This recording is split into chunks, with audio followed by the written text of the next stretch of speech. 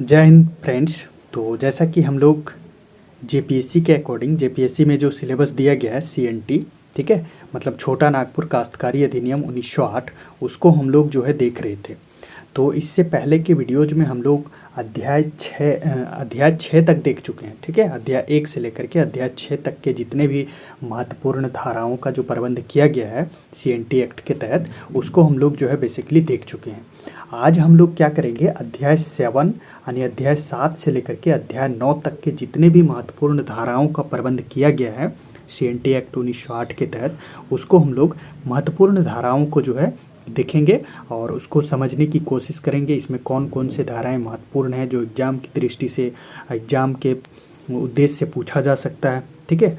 तो हम लोग आज यही जो अध्याय 7 से लेकर के अध्याय 9 तक के जो भी धाराएं हैं उसको हम लोग देखेंगे।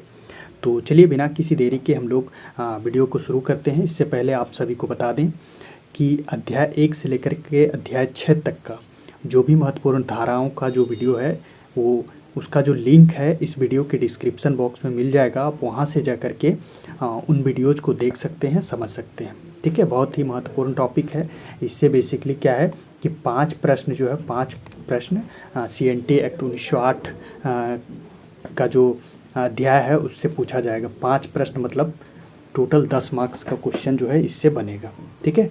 तो चलिए हम लोग बिना किसी देरी के शुरू करते हैं और देखते हैं कि अध्याय 7 में जो है क्या दिया गया, ठीक है। यदि आप इस चैनल पे नए हैं तो ज़्यादा से ज़्यादा लाइक, शेयर एंड सब्सक्राइब ज़रूर कीजिएगा, ठीक है। चलिए हम लोग देखते हैं आज स्टार्टिंग में अध्याय 7 के बारे में कि अध्याय 7 में क्या जिक्र किया गया।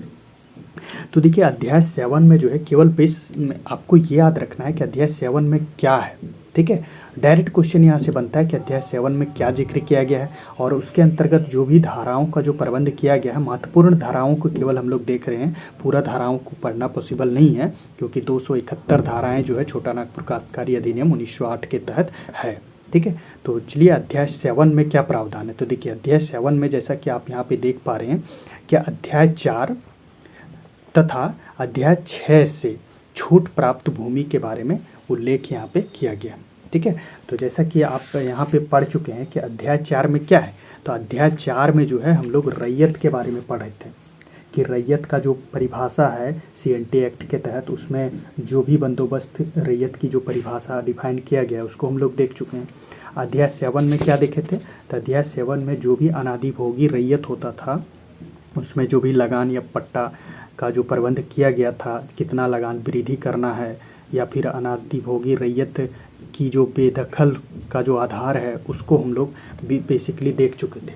तो अध्याय 4 और अध्याय 6 से जो छूट प्राप्त भूमि है उसका जिक्र अध्याय 7 में किया गया, ठीक है।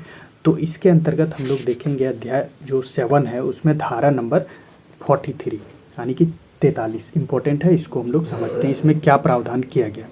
तो देखिए इसमें है कि भूस्वामी की विशेषाधिकार युक्त भूमियों तथा अन्य भूमियों का अध्याय 4 और अध्याय 6 के प्रावधानों से छूट करने का जो प्रावधान है इसके अंतर्गत किया गया, ठीक है। इसमें देखिए और भी कुछ यहाँ पे ऐड ऑन किया गया है। हम यहाँ पे इसके एक्स्ट्रा फैक्ट के रूप में बता देते हैं कि इसमें क्या क्या प्रावधान किया गया। देखिए ये जो अध्याय 7 है इसमें सरकार या फिर कोई भी स्थानीय प्राधिकार है या फिर रेलवे कर्मचारी है के लिए अर्जित भूमि जो है में उसमें छूट प्रदान किया जाएगा, ठीक है। कोई भी छावनी है के भीतर की जो सरकार की भूमि है उसमें भी छूट का प्रावधान किया गया है। ऐसी भूमि जिसका उपयोग किसी विधि सम्मत प्राधिकार द्वारा सड़क या फिर नहर हो गया, तटबंध हो गया, बांध हो गया या फिर कोई भी जलाशय हो गया, तो जैसे जो भी लोक कल्याण जो कार्य होते हैं उसके लिए ये किया जा सकता है, उसके लिए छूट प्रदान किया जा सकता है। तो ये सभी जो प्रावधान है ये अध्याय 7 के अंतर्गत किया गया है। बस आपको याद रखना है कि अध्याय जो धारा है अध्याय जो 7 के अंतर्गत जो धारा नंबर 43 है उसमें क्या जिक्र है, ठीक है। तो ये याद हो जाएगा। चलिए नेक्स्ट हम लोग अध्याय को देखते हैं, वो है अध्याय नंबर 8। इसमें क्या प्रावधान किया गया, देखिए इसमें है जोतों और भूधृतियों के पट्टे और अंतरण के बारे में बताया गया, ठीक है। तो हम लोग बेसिकली ये सभी देख चुके हैं। ज्योत किसको बोला जाता है, भूधृति किसको बोला जाता है, फर्स्ट वीडियो में ये हम लोग डिफाइन कर चुके हैं। जो भी परिभाषा धारण अध्याय जो 1 था उसमें परिभाषा जो दिया गया है धारा नंबर 3 में, उसमें सभी को हम लोग डिफाइन कर चुके हैं। अभी हम लोग देख रहे हैं कि इसके अंतर्गत क्या प्रावधान है, उसके अंतर्गत कौन सी धाराओं को शामिल किया गया है। तो अध्याय 8 हो गया, इसमें क्या जिक्र है, डायरेक्ट क्वेश्चन बन सकता है अध्याय 8 में क्या है। तो ज्योतों और भूधृतियों के पट्टे और अंतरण के बारे में अध्याय नंबर 8 में दिया गया है। ठीक है, इसके अंतर्गत धारा नंबर 44 को हम लोग देखते हैं कि इसमें क्या है। तो देखिए धारा नंबर 44 में क्या प्रावधान है। तो यहाँ पे आप देख पा रहे हैं स्क्रीन पे कि यहाँ दिया गया है कि रैयत का पट्टे का हकदार होना। ठीक है, रैयत का जो है पट्टे का हकदार होना, इसके अंतर्गत क्या है देखिए, इसके अंतर्गत मान लीजिए कि कोई एक रैयत है। ठीक है, कोई भी एक रैयत है, मतलब कोई भी एक किसान है, वो क्या करता है, अपने भूस्वामी से, अपने जो मालिक है से पट्टा पाने का हकदार होगा। ठीक है, कब होगा, तो जिसमें उसकी जोत की भूमि का परिणाम या फिर सीमाएं, ठीक है, भूमि के लिए देय लगान की रकम जो वो टैक्स के रूप में देता है, लगान की जो किस्त है वो सभी जो देता है, उपज के रूप में लगान दिए जाने की दशा में जो भी उपज का जो अनुपात होता है वो, तो ये सभी का जो उल्लेख है यही धारा नंबर 44 में किया गया है। ठीक है, तो इसमें क्या है, धारा नंबर 44 में डायरेक्ट क्वेश्चन बन सकता है कि रैयत के पट्टे का हकदार होना, डायरेक्ट आप लोग याद कर सकते हैं, धारा नंबर 44 में ये जिक्र किया गया। ठीक है, चलिए आगे हम लोग देखते हैं और भी जो महत्वपूर्ण धाराओं का जो प्रबंध किया गया है उसको हम लोग देखते हैं। चलिए नेक्स्ट जो धारा है वो है धारा नंबर 45। ये हम लोग अध्याय 8 के तहत ही देख रहे हैं। अध्याय 8 में जो धारा नंबर 45 में जो प्रबंध किया गया है उसको हम लोग देखेंगे। देखिए यहाँ पे क्या है, यहाँ पे डायरेक्ट स्टेटमेंट यहाँ से पूछा जा सकता है कि अध्याय नंबर जो 45 है उसमें ये प्रबंध किया गया है। तो देखिए इसको हम लोग समझते हैं। यहाँ पे दिया गया है, जब कोई भूस्वामी किसी काश्तकार को कोई पट्टा देगा तो भूस्वामी पट्टे की शर्तों के अनुरूप एक प्रतिलेख पाने का जो है हकदार होगा। प्रतिलेख का मतलब हो गया फोटोकॉपी। ठीक है, जब कोई जैसे भूस्वामी लैंडलॉर्ड मतलब भूमि का जो मालिक है वो कोई काश्तकार को मतलब कोई किसान को यदि पट्टा के रूप में दे रहा है, तब पट्टे की शर्तों के अनुरूप क्या होगा कि एक उसको जो है फोटो कॉपी है ना, प्रतिलेख पाने का हकदार होगा। ये धारा नंबर 45 में जो है प्रबंध किया गया है। डायरेक्ट यहाँ से क्वेश्चन बनेगा कि जो भी भूस्वामी पट्टे की जो शर्त के अनुरूप किसमें जो है फोटो कॉपी देने का जो प्रावधान है, ये काश्तकार को जो पाने का जो अधिकार है वो किसमें प्रबंध किया गया, तो धारा नंबर 45 में प्रबंध किया गया। ठीक है, चलिए नेक्स्ट हम लोग देखते हैं धारा नंबर 46।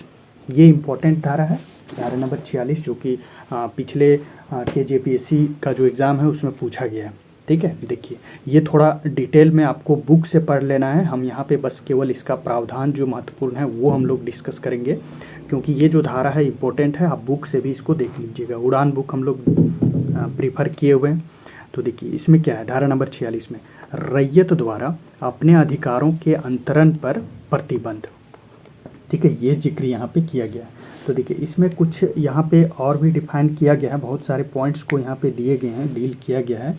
इसमें बेसिकली ध्यान दिया गया है कि जो बिहार और उड़ीसा की जो सहकारी समितियाँ अधिनियम जो बनाया गया था 1935 के तहत जो भी ज़मीन को रजिस्ट्रीकृत किया गया था उसके तहत यहाँ पे प्रावधान किए गए हैं। ठीक है, तो इसमें कुछ प्रावधान ये है कि मान लीजिए यदि किसी भाग पर जो है अधिकार मान लीजिए कोई किसान या काश्तकार किया हुआ है ना, 5 वर्ष से अधिक अवधि, 5 वर्ष से यदि अधिक अवधि के लिए तथा बिक्री, दान या किसी अन्य संविदा द्वारा अंतरण नहीं किया जा सकता है।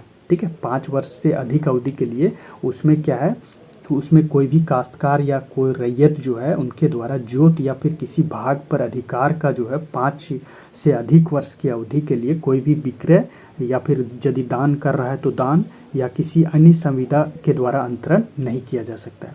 तो इन सारी जो है इन सारी जो यहाँ पे शर्त जो दिए गए हैं, प्रतिबंध जो लगाए गए हैं, वो सभी का उल्लेख धारा नंबर 46 में है। तो डायरेक्ट प्रश्न पूछेगा धारा नंबर 46 में क्या है, तो याद रखना रैयत द्वारा अपने अधिकारों के अंतरण पर प्रतिबंध के बारे में उल्लेख किया गया। इसको और डिटेल से आप बुक में पढ़ लीजिएगा, क्योंकि इसमें बहुत सारे पॉइंटों को जो है जोड़ा गया है, उसको आप लोग वहाँ से देख सकते हैं।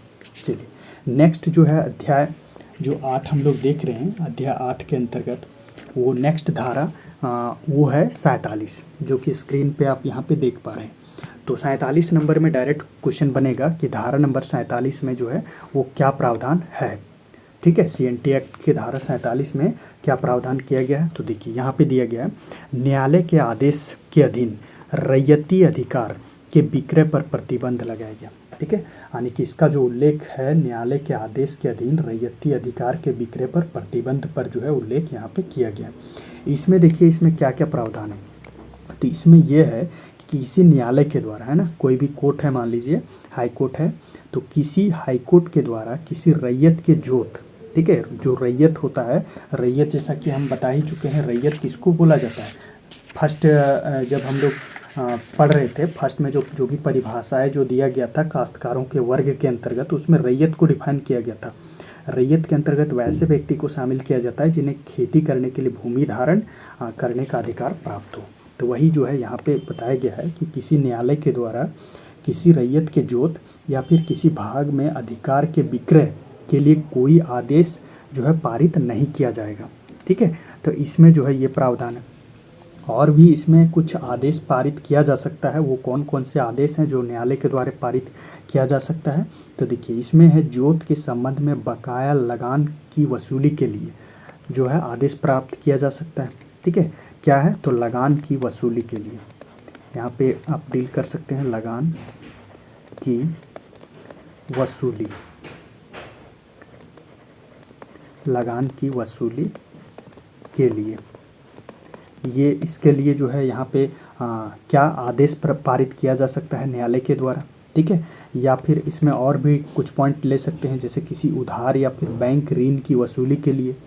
बिहार और उड़ीसा लोक मांग जो वसूली अधिनियम जो पारित हुआ था 1935 में, उसके द्वारा उपबंधित प्रक्रिया के अधीन कुछ प्रतिबंध लगाए गए हैं, कुछ न्यायालय का आदेश दिया गया है, उसको यहाँ पे डील कर सकते हैं। तो ये सभी जो प्रावधान है ये धारा नंबर 47 में किया गया है। ठीक है, तो डायरेक्ट क्वेश्चन बनता है, इतना डिटेल नहीं पूछेगा, बट धारा नंबर 47 में क्या प्रावधान है वो आप केवल याद रख सकते हैं। नेक्स्ट हम लोग देखेंगे धारा नंबर 48। इसमें देखिए क्या प्रावधान है। इसमें है कि भूइंहारी भूधृति के अंतर्गत भूइंहारी भूधृति के अंतरण पर प्रतिबंध। जैसा कि हम लोग जानते हैं भूइंहारी जो भूमि होता है, ठीक है, उसमें परिवार का जो भी सदस्य होता है अपने धारित भूमि, जो भूमि का जो धारण किया हुआ रहता है, या फिर किसी भाग को उसी रीति या फिर उसी परिणाम तक अंतरित कर सकता है ना। जैसे कोई आदिवासी रैयत है, अपने जोत या उसके भाग के अधिकार को अंतरित करता है। तो इसमें भी कुछ प्रावधान किए गए हैं जो बिहार उड़ीसा का सहकारी अधिनियम, जो समिति अधिनियम 1935 में के अधीन जो भी रजिस्ट्रीकृत किसी सोसाइटी या फिर बैंक को अथवा राज्य या फिर केंद्र सरकार के स्वामित्व वाली किसी कंपनी का जो नियम है, अपनी भूधृति या फिर उसके भाग का अधिकार जो है उसके द्वारा अंतरित कर सकता है। तो ये सभी जो प्रावधान है इसमें किया गया है। तो केवल आपको याद रखना है कि धारा नंबर 48 में 48 में क्या है, तो भूइंहारी भूधृति के अंतरण पर प्रतिबंध के बारे में जिक्र किया गया। इसको और अधिक डिटेल में जो है आप बुक में जाके पढ़ सकते हैं, वहाँ पे सारे इनके बारे में और भी व्याख्या दिए गए हैं, उसको आप वहाँ पे कवर कर सकते हैं। ठीक है, तो हम लोग जो महत्वपूर्ण धाराएं हैं, महत्वपूर्ण जो भी क्वेश्चन परीक्षा में बन सकती है, तो वो हम लोग बेसिकली कवर कर रहे हैं। चलिए नेक्स्ट हम लोग जो है यहाँ पे देखेंगे अब अध्याय नंबर 9। ठीक है, चैप्टर 9। तो चैप्टर 9 में क्या प्रावधान है, देखिए जैसा कि आप यहाँ पे स्क्रीन पे देख पा रहे हैं कि चैप्टर नंबर 8 में जो है, चैप्टर नंबर 9 में जो है लगान के बारे में, साधारण उपबंध के बारे में यहाँ पे जिक्र किया गया। ठीक है, जो भी लगान, जो भी साधारण लगान के बारे में जो भी साधारण उपबंध है उसके बारे में यहाँ पे जिक्र किया गया। तो इसमें हम लोग धारा नंबर 52 से लेकर 63 तक के जो भी महत्वपूर्ण धारा हैं उन सभी को हम लोग देखेंगे। देखिए तो यहाँ पे अध्याय 9 में है, पहली जो है वो है 52 नंबर की जो धारा है, उसमें किस्त के बारे में जिक्र किया गया। ठीक है, तो किस्त जो है वो किस प्रकार की होगी, कितने महीनों में किस्त दिए जाएंगे, ये सभी का प्रावधान यहाँ पे किया गया। तो इसमें जो है 52 नंबर में उसमें ये प्रावधान किया गया है कि अधिधारी द्वारा लगान का जो भुगतान है ना, कृषि वर्ष, तो हम लोग जानते हैं कृषि वर्ष के बारे में बता ही चुके हैं, कृषि वर्ष की प्रत्येक तिमाही पर, ठीक है, यहाँ पर जो है प्रत्येक तिमाही पर 4 किस्त में, किस्त जो होगा वो प्रत्येक तिमाही पर 4 किस्तों में जो है वो किया जाएगा। ठीक है, तो किस्त के बारे में यहाँ पे दिया गया है कि तिमाही पर जो है 4 किस्त का जो प्रावधान है वो धारा नंबर 52 में किया गया है। किस्त के बारे में 4 वार्षिक प्रत्येक कृषि वर्ष, जैसा कि हम लोग जानते हैं कृषि वर्ष जो होता है जिस वर्ष अधिक से अधिक कृषि का उपज हुआ हो, तो उसी वर्ष में जो है प्रत्येक तिमाही पर 4 किस्तों में जो है उसका लगान जो है वो दिया जाएगा। ठीक है, ये किस्त के बारे में।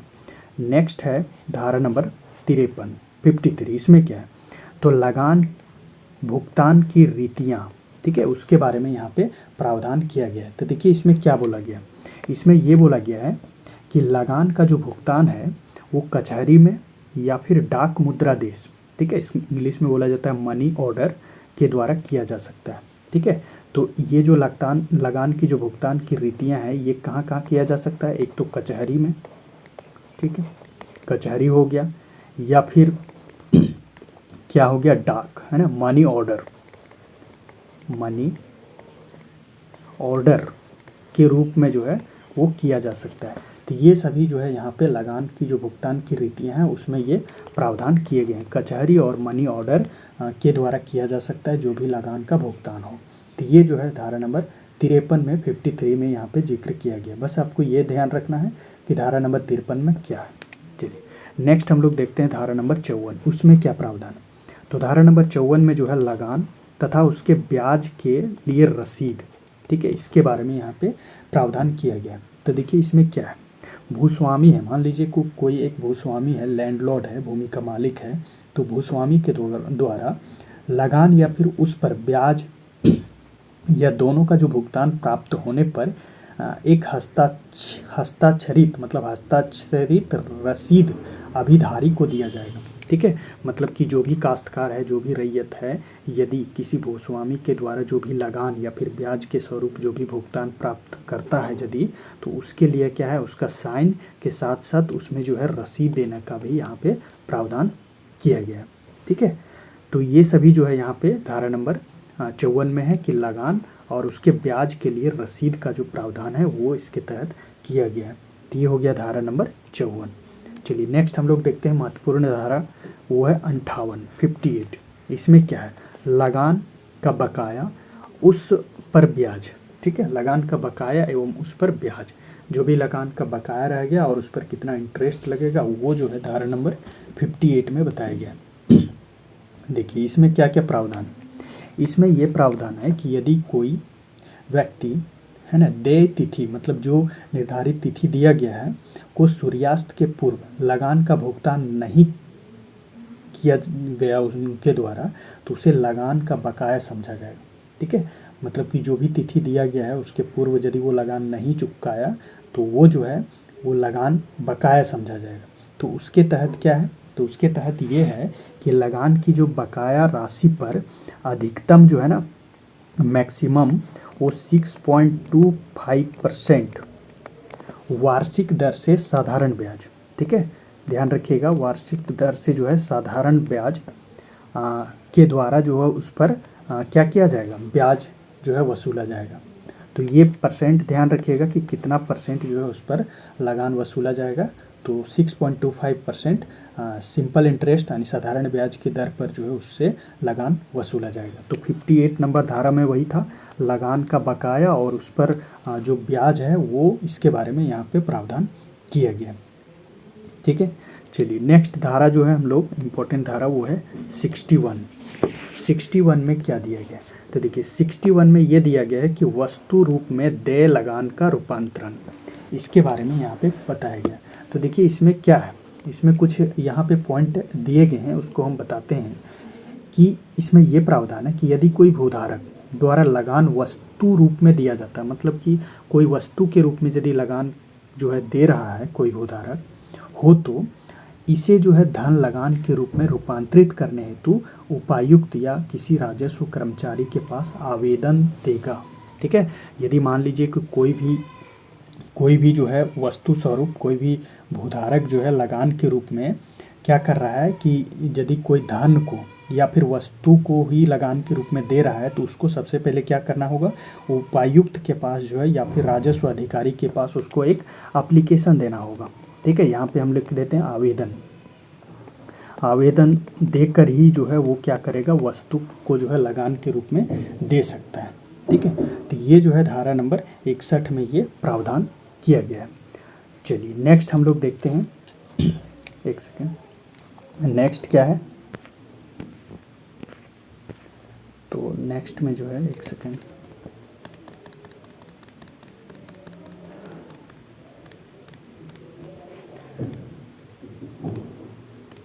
थोड़ी देर रुकिएगा।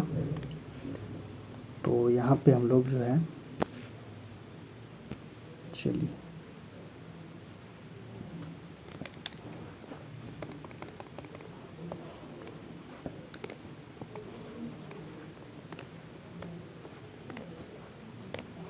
तो यहाँ पे आप देख पा रहे हैं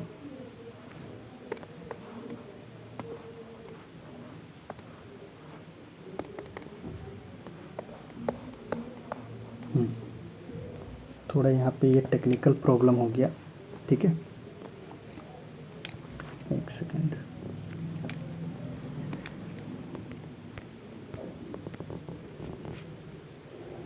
चलिए तो यहाँ से आप देख पा रहे हैं अध्याय नंबर 9। देखिए अध्याय नंबर 9 में क्या है, तो अध्याय नंबर 9 का जो क है इसमें क्या क्या प्रावधान किए गए। ठीक है, अध्याय नंबर 9, चलिए इसमें देखिए, इसमें क्या है, अध्याय नंबर 9 में बंजर भूमि का बंदोबस्त के बारे में बताया गया। जो भी बंजर भूमि है उसकी जो बंदोबस्ती है वो किस प्रकार किया जाएगा उसके बारे में यहाँ पे बताया गया है। तो इसमें 2 महत्वपूर्ण धाराओं का प्रबंध किया गया है, वो है 63 नंबर। ठीक है, 63 का का में जो है यहाँ पे क्या प्रावधान है, तो बंजर भूमि का बंदोबस्त पट्टे पर जो है किया जाएगा। ठीक है, किया जाना, ये जो है यहाँ पे जिक्र किया गया है। यानी कि 63 के का में क्या है, बंजर भूमि पर बंदोबस्त पट्टे पर किया जाना, ये यहाँ पे जिक्र किया गया है। इसमें ये प्रावधान है कि राज्य सरकार की बंजर भूमि का जो बंदोबस्त है वो विविध है ना, विविध प्रारूप के पट्टे पर किया जाएगा। पट्टा जो है 2 प्रतियों में तैयार किया जाएगा, जिसमें एक प्रति जो होगा वो क्या होगा, संबंधित रैयत को दिया जाएगा, है ना, जो भूमि पर जो कृषि कार्य करता है उसको दिया जाएगा, और एक जो होगा, एक फोटोकॉपी वो किसको दिया जाएगा, तो वो जो है जिले के जो उपायुक्त हैं उसको भेज दिया जाएगा। तो ये जो है इसमें 63 के का नंबर जो है उसमें ये प्रावधान किया गया। नेक्स्ट हम लोग देखते हैं ख। ठीक है, ख में यानी 63 की जो ख है धारा, उसमें क्या प्रावधान है, तो बंदोबस्त को जो है, बंदोबस्त को रद्द किया जाना, इसका ये प्रावधान है कि बंदोबस्ती को कब रद्द किया जा सकता है।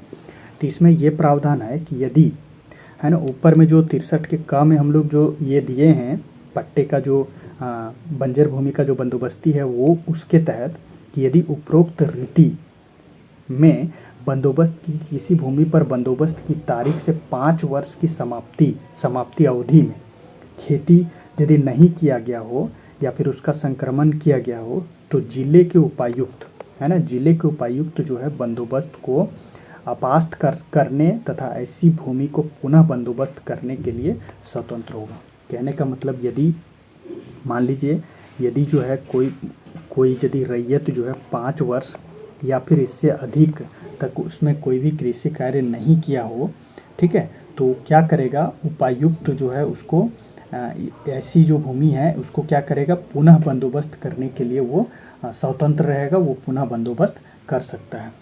तो यहाँ पर जो है हम लोग जो भी महत्वपूर्ण धाराओं का जो प्रबंध किया गया है, धारा नंबर 7 से लेकर 9 तक जो हम लोग देखें, इसमें महत्वपूर्ण धाराओं का जो उल्लेख है हम यहाँ पे समझाने की कोशिश किए हैं। उम्मीद करते हैं आप सभी जो है इन सभी धाराओं को जो है अच्छे तरीके से देखे होंगे।